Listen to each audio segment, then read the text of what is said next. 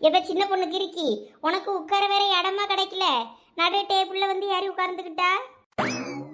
ஆ அவ்வளோரம் ஒரு இடத்த பிடிச்சிக்கிட்டியே, வேற நான் எங்கே போய் உட்கார்றதான்? ம், என் தலைக்கு மேல வந்து யாரி உட்காரு. இவன் சந்தியா சும்மா இரு, வேற வந்து உட்கார்ந்தாலும் உட்கார்ந்துருவா. எம்மா அந்த கிறுக்கி செஞ்சாலும் செய்வாம்மா.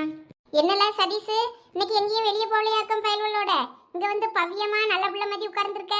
ஆமா அதானே, நல்ல பிள்ளை மாதிரி இங்க வந்து உட்கார்ந்துருக்கானே. என்னம்மா? அது ஒண்ணு இல்ல ஜோனி, சும்மாதான். இன்னைக்கு இந்த பயல்களோட நான் எங்கேயும் போறதில்ல. என்ன இவனோ கூட சுத்த கூடாதுன்னு ஒரு முடிவுக்கு வந்திருக்கேன் பத்துக்கிருக்க. ஏ அப்பா, எனக்கு நெஞ்சு வலியே வந்துரும் போல இருக்கே. அப்படியே அப்ப நெஞ்சு வலி வந்தா சீக்கிரம் சாவு. இல்ல சதீஷ், யாம்ல அப்படி பேசுறா? இல்ல சந்தியா, அவதானே இப்ப நெஞ்சு வலி வர மாதிரி இருக்குன்னா அதான் சொன்னேன்.